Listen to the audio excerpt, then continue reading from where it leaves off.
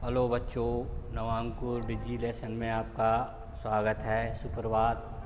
सभी बच्चों को शिक्षक दिवस की हार्दिक हार्दिक शुभकामनाएं। मैं पहलवान सिंह राजपूत, कक्षा 11 बाड़े संकाय के अंतर्गत अकाउंटेंसी विषय की इकाई 3, जिसका शीर्षक है लेखांकन समीकरण, उस पर आपसे बात कर रहा हूँ। पहले भी आप इस विषय के वीडियो देख चुके हैं, उनसे आगे मैं आपको बताऊंगा। बच्चों, आपने देखा कि लेखांकन समीकरण में ये स्थिति बनती है कि इसमें एक संपत्ति होती है, कोई और एक दायित्व होता है, और संपत्तियां हमेशा दायित्व के योग के बराबर होती हैं। अब समीकरण बनाते समय कुछ चीज़ें नियम के तौर पर कह सकते हैं। नियम मान लीजिए, सीखने के लिए मान लीजिए जो मैंने तैयार किए हैं। तो जब आप लेखांकन समीकरण के सवाल हल करेंगे तो वो आपको समीकरण बनाने में मदद करेंगे। तो ये मैंने नियम आपको लिखे हैं। नियम के विषय में मैं थोड़ा सा आपको बता देना चाहता हूँ। फिर एक आध व्यवहारिक प्रश्न में आपको करके दिखाऊंगा कि व्यवहारिक प्रश्नों में ये कैसे हो रहा है, और जो मैंने नियम लिखे हैं उन नियमों को आपको बताऊंगा। ये नियम के इसमें हैं। बच्चों, लेखांकन समीकरण के लिए हमेशा निम्नलिखित 4 में से कोई एक स्थिति बनेगी। व्यापार में कोई सौदा होगा, कोई लेन देन होगा, कोई ट्रांजैक्शन होगा, किसी को पैसे देंगे लेंगे। इसको पैसा लेना देना सौदा ही बोलते हैं, व्यवहार बोलते हैं अकाउंटिंग की भाषा में। किसी से कोई चीज़ खरीदना, किसी को बेचना, पैसा लेना देना, जो भी वित्तीय लेन देन होता है उसको सौदे के नाम से जानते हैं। और इनमें से हमेशा लेखांकन समीकरण की दृष्टि से 4 में से कोई एक स्थिति बनेगी। तो आपको ये परिस्थिति को पहचानना है, उस हिसाब से आपको संपत्ति को कम या ज़्यादा करना है, अर्थात समीकरण तैयार करना है। तो आप इसको बड़े ध्यान से देखें, सीखें। देखिए, पहली मैंने कौन सी परिस्थिति लिखी है। यदि कोई भी सौदा होगा तो उसमें ये परिस्थिति हो सकती है कि संपत्ति में जितने रुपए से वृद्धि होगी तो किसी दायित्व में भी अवश्य ही उतने रुपए से वृद्धि होगी। हमेशा बच्चों, कोई भी सौदा हुआ, कोई भी लेन देन हुआ, किसी को पैसा दिया है, तो ये स्थिति बनेगी कि एक संपत्ति प्लस हो रही है तो 100% उतने मूल्य से उतना दायित्व भी प्लस होगा। अर्थात समीकरण बनाते समय आप उतनी उस संपत्ति के मूल्य में जोड़ देंगे और इधर दायित्व के जोड़ देंगे, क्योंकि हमेशा संपत्ति और दायित्वों का योग हमेशा बराबर आए। तभी तो बराबर आएगा जब आप एक संपत्ति को प्लस करेंगे, दूसरी संपत्ति को भी प्लस करेंगे। जैसे मोटे तौर पर जैसे आपने व्यापार आरंभ किया, नकदी से व्यापार आरंभ किया, तो एक रोकड़ जो संपत्ति है, पहले रोकड़ आपके पास 0 थी, 0 से प्लस हो रही है, ठीक है। दूसरा क्या हुआ, दायित्व पूंजी हुई, पूंजी जो पहले 0 थी वो भी प्लस हो रही है। दोनों ही संपत्ति और दायित्व पहले 0 की स्थिति में थे। व्यापार शुरू करने से पहले ना हमारे पास कोई रोकड़ थी, ना कोई हमारे पास व्यापार में पूंजी थी, जो 0 से किसी मूल्य पर पहुंच रहे हैं, तो दोनों में हम प्लस कर रहे हैं। या तो ऐसा होगा। यदि ये नहीं होगा तो फिर अगला क्या होगा, देखिए आप।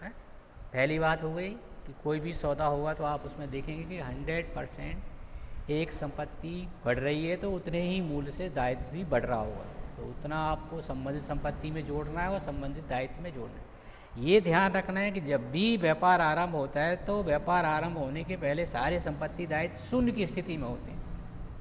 अभी हमारा व्यापार आरंभ भी नहीं हुआ है ना, तो अब हमें 0 के हिसाब से उनको प्लस माइनस करना होता है।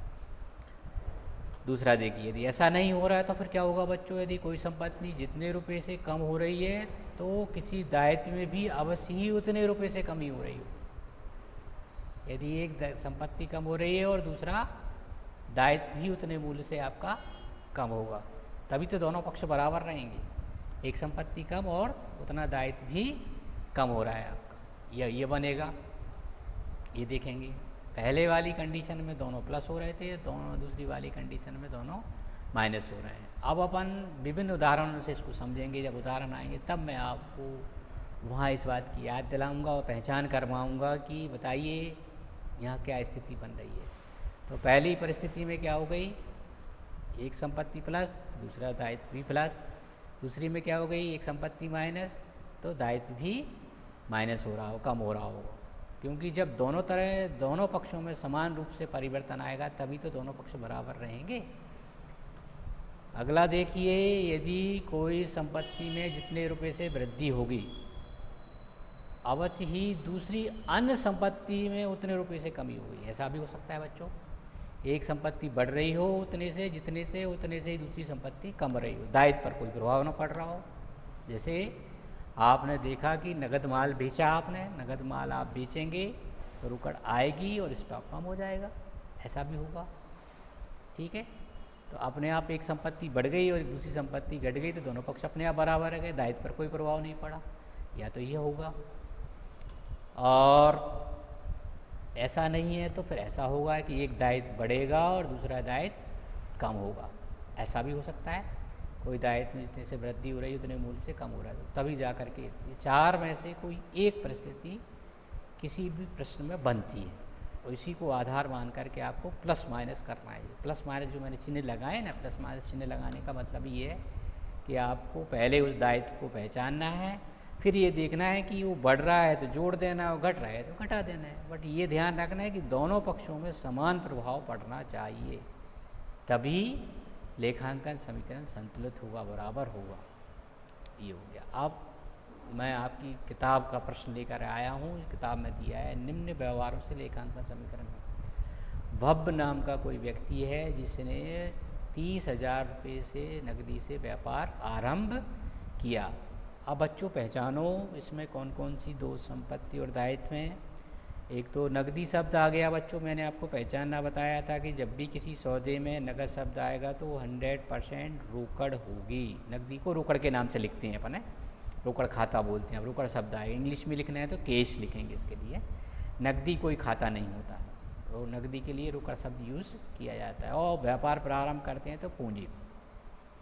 तो बच्चों एक यहाँ रोकड़ हो गई और एक पूंजी हो गई। रोकड़ संपत्ति है और पूंजी दायित्व है। रोकड़ चूँकि बच्चों बढ़ रही है और पूंजी भी बढ़ रही है, अर्थात एक संपत्ति जितने रुपए से बढ़ रही है उतने से ही दूसरा दायित्व भी बढ़ रहा है। ये पहली वाली कंडीशन हो गई बच्चों। पहला जो अभी मैंने नियम आपको बताया था, उस नियम में क्या था कि एक संपत्ति प्लस होगी तो 100% दूसरा दायित्व भी उतने मूल्य से प्लस होगा। तो अब जब लेखांकन समीकरण अपन बनाएंगे तो वहाँ संपत्ति साइड में आप रोकड़ लिखेंगे, जो आगे मैं बताऊंगा आपको, और दायित्व साइड में आप पूंजी लिखेंगे। रोकड़ में के नीचे आप 30,000 लिख देंगे और पूंजी के नीचे आप 30,000। ये इसी को पहचानना बोलते हैं दोहरा लेखा प्रणाली में। ये पहचान, मापने की आवश्यकता नहीं होती है, माप उसमें लिखा ही होता है, प्रश्न में राशि लिखी होती है, बट रुपये कितने हैं वो तो होता है, फिर लिखने का काम होता है।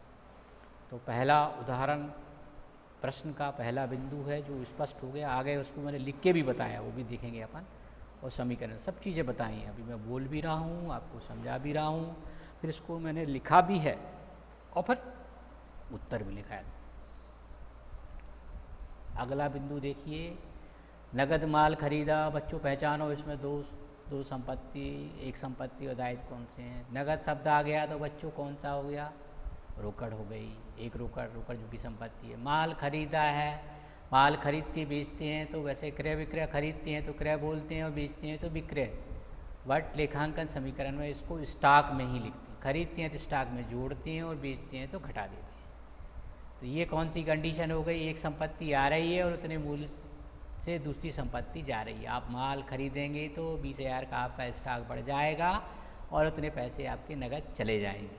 तो ये कौन सी कंडीशन हो गई, तीसरे नंबर की कंडीशन हो गई। एक संपत्ति कम हो रही है तो उतने से दूसरी संपत्ति आपकी बढ़ रही है। ये वाला उदाहरण हो गया आपका, ठीक है। अब तीसरा थोड़ा ध्यान से देखें। 8,000 रुपये लागत का माल 10,000 रुपये में नकद बेचा है। बच्चों ये उदाहरण तो एक है, लेकिन इसमें आपको 4 खाते हैं, 4 खातों को ध्यान में रखना है। ये थोड़ा सा समझने की बात है। नियम समझ लीजिए आप, तो सीधी सी बात इसमें क्या करना है आपको। इसमें देखो, जो 8,000 रुपये की लागत का माल है, जो हमने 10,000 रुपये में नकदी बेचा है, तो बच्चों जब अपन माल बेचेंगे तो स्टॉक में से कम हो जाएगा। अर्थात एक संपत्ति कम होगी, स्टॉक में से आपको 8,000 रुपये घटाना है। हमेशा हमेशा यही होगा, जितने लागत का माल होगा उतना आपको स्टॉक में से माइनस करना है। ठीक है। दूसरा, आप नकदी में बेच रहे हैं, 8 की चीज़ कितने में, 10 में बेच रहे हैं, तो यहाँ 8 घटा रहे हैं और वहाँ 10 बेच रहे हैं, तो रोकड़ आ रही है, तो रोकड़ में जोड़ देंगे आप 10,000। तो एक संपत्ति कम हो रही है तो दूसरी संपत्ति आपकी घट रही है, रोकड़ बढ़ रही है और स्टॉक कम हो रहा है, बट दोनों के मूल अलग अलग हैं, तो समीकरण संतुलित नहीं होगा। अब इसको समझ लीजिए आप, है तो ये 2000 का जो अंतर आ रहा है, 10 और 8 का जो अंतर है, 8 की चीज़ हम 10 में बेच रहे हैं, 2000 का फिर बच्चों ये क्या कहलाएगा, लाभ कहलाएगा। तो लाभ होने से हमारे पूंजी पर प्रभाव पड़ता है। लाभ होता है तो हम पूंजी में जोड़ते हैं और हानि होती है तो पूंजी में घटाते हैं। अर्थात ये 2000 रुपये हैं डिफरेंस की, ये दोनों तरफ काम कर रहे हैं। इस सौदे में 4 हैं आपकी, 4 चीज़ें हैं, एक स्टॉक, नकदी 2 रूप में है आपका, एक स्टॉक के साथ है और एक पूंजी के साथ है। जो 10,000 वाला अमाउंट है वो दो जगह बटा हुआ है, एक उतने जितने मूल्य से लागत कम हो रहा है उतना मूल्य प्राप्त हो रहा है, दूसरा 2,000 रुपये जो ज़्यादा मिल रहे हैं वो लाभ के रूप में मिल रहे हैं। तो बच्चों जब भी लाभ होगा तो उसको हम पूंजी में जोड़ेंगे, अर्थात दायित्व हमारा बढ़ रहा है। इधर रोकड़ बढ़ रही है, 8 की जगह रोकड़ कितनी, 8,000 का जो माल हमने खरीदा था 10 में बेच रहे हैं, तो 10,000 रुपये में बेच रहे हैं तो 2,000 रुपये की वृद्धि हो रही है। इसको कैसे लिखा है, अब इस उदाहरण को ऐसे समझ लीजिए। इसको क्या करना है, इसमें आपको स्टॉक में से 8,000 रुपये घटाना है, रोकड़ में 10,000 रुपये जोड़ना है, और इन दोनों का जो डिफरेंस है वो लाभ कहलाएगा, और लाभ को हमेशा पूंजी में जोड़ा जाता है। तो देखने में 3 जगह होगा, लेकिन वास्तव में क्रिया 4 जगह हो रही है। दोहरा लेखा का सिद्धांत है, कोई भी सौदा होगा, कोई भी लेन देन होगा, तो हमेशा वो 2 जगह इफेक्ट डालेगा, 2 जगह प्रभाव डालेगा, एक डेबिट को, एक क्रेडिट को, एक संपत्ति को या एक दायित्व को, या दोनों दायित्व को या दोनों संपत्ति को। ये दोहरा लेखा प्रणाली द्विपक्षीय अवधारणा पर, यही तो समीकरण में हमको बताना है।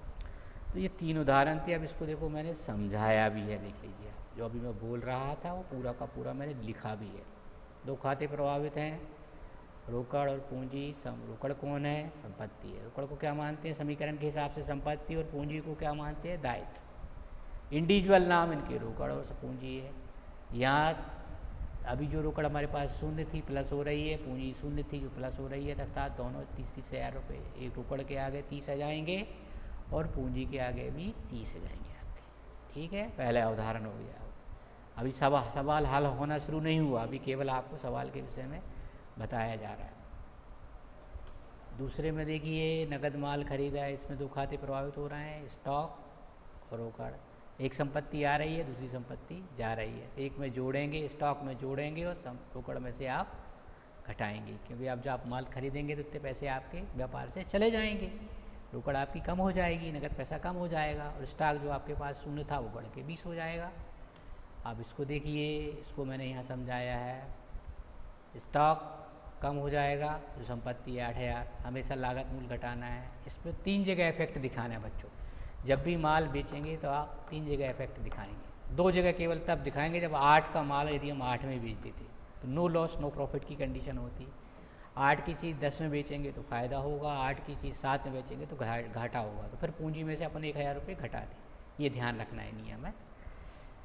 रोकड़ में आप 10,000 प्लस करेंगे, तो अभी आप देखो, एक संपत्ति आपने 8 से कम की और दूसरी संपत्ति बढ़ा दी, तो 2,000 का अंतर पैदा हो गया, बट 2,000 8 आपकी संपत्ति बढ़ गई। इन दोनों का रिजल्ट क्या निकला, 2,000 संपत्ति बढ़ गई, तो आपको 2,000 से दायित्व भी बढ़ाना पड़ेगा। अर्थात पूंजी में कितनी राशि जोड़ोगे, 10 और 8 का डिफरेंस जो 2,000 जोड़ा। तो लेखांकन समीकरण में क्या करोगे आप, स्टॉक में से 8,000 घटाओगे, रोकड़ में 10 जोड़ोगे और पूंजी में 10 जोड़ोगे, अपने आप आपके दोनों पक्ष बराबर बराबर आ जाएंगे।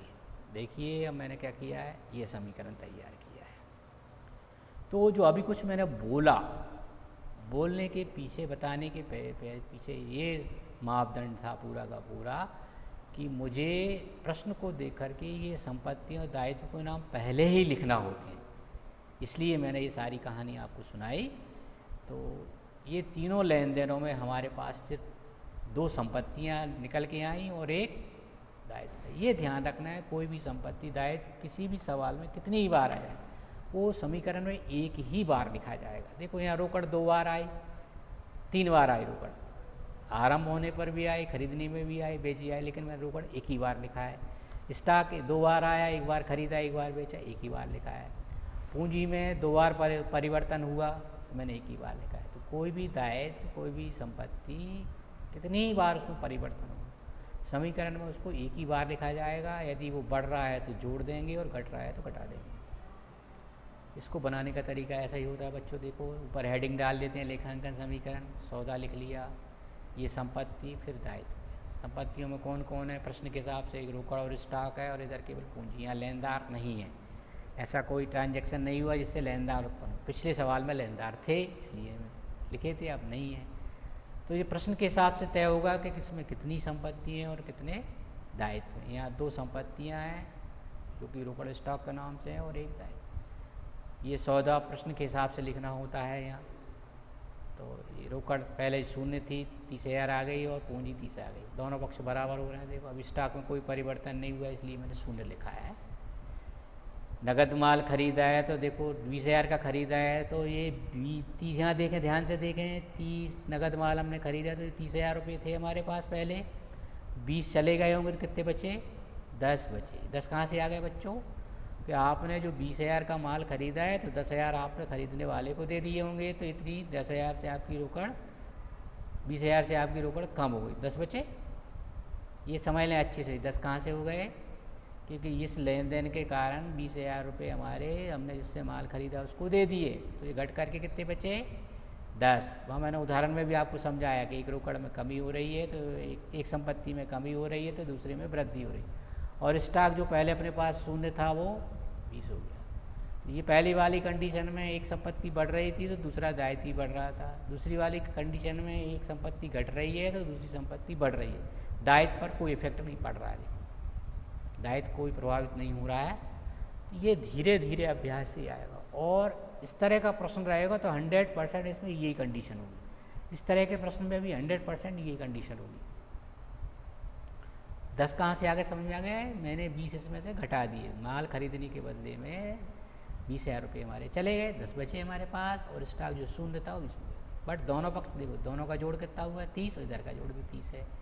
और लेखांकन समीकरण यही बताता है कि संपत्तियों का जोड़ हमेशा दायित्व के जोड़ के बराबर होता है। जब भी कोई भी लेन देन होगा तो इस तरह से उसको प्रभाव डालेगा। ये लेखांकन समीकरण के नाम से जाना जाता है। अगला देखो, नगद माल बेचा है। अब आप इसमें ध्यान से देखें, माल 8 का माल 10 में बेचा है, नकदी बेचा है, तो जो अपने पास पहले 10,000 थे, 10 का माल और बेच दिया तो 20 हो गए। 20 कैसे हुए रोकड़? जो नगद माल बेचा ना अपन ने, 10,000 इसमें जोड़ दिए तो कितने हो गए बच्चों? 20 हो गए। स्टॉक जो आपका 20 का था, इसमें से 8,000 मूल का बेच दिया तो कितने का बचा आपका बताइए? 20,000 का 8 का बेच दिया तो 12 का बचा। ठीक है, इसमें से 8 क्यों घटा दिए मैंने? कि 8,000 रुपये मूल का माल हम बेच चुके। अब ये 32 हो गए हैं। अब इधर ये 30 थे, तो अपन देख रहे हैं कि 8 का माल हमने कितने में बेचा है बच्चों? 12 में बेचा है। 2,000 का क्या हुआ? आपको फायदा हुआ। उस लाभ को हम पूंजी में जोड़ देंगे। तो जब भी कोई भी लाभ होगा तो पूंजी में जोड़ेंगे, व्यय या हानि होगी तो पूंजी में से घटा देंगे। अब आप देखेंगे दोनों पक्षों का योग आपका 32,000 रुपये आ रहा है। ये ही लेखांकन समीकरण कहलाए। इसी को लेखांकन, अकाउंटिंग की भाषा में लेखांकन समीकरण के नाम से हम जानते हैं। इसमें ये दिखाया जाता है कि कैसे संपत्ति और दायित्व हमारे हमेशा बराबर रहेंगे। ये लेखांकन, इसको गणित की भाषा में केवल समीकरण बोलते हैं, और चूंकि यहाँ लेखांकन की मद है इसलिए इस समीकरण को हम लेखांकन समीकरण के नाम से जानते हैं। तो इस तरह के प्रश्नों को आपको अभ्यास करना है। ये सीखने के लिए आपको बार बार प्रश्नों को हल करना पड़ेगा, क्योंकि अभ्यास ही आपको निपुणता प्रदान करता है। अभ्यास के कारण ही आपको निपुणता प्राप्त होती है। आज के लिए बच्चों इतना ही। Thank you.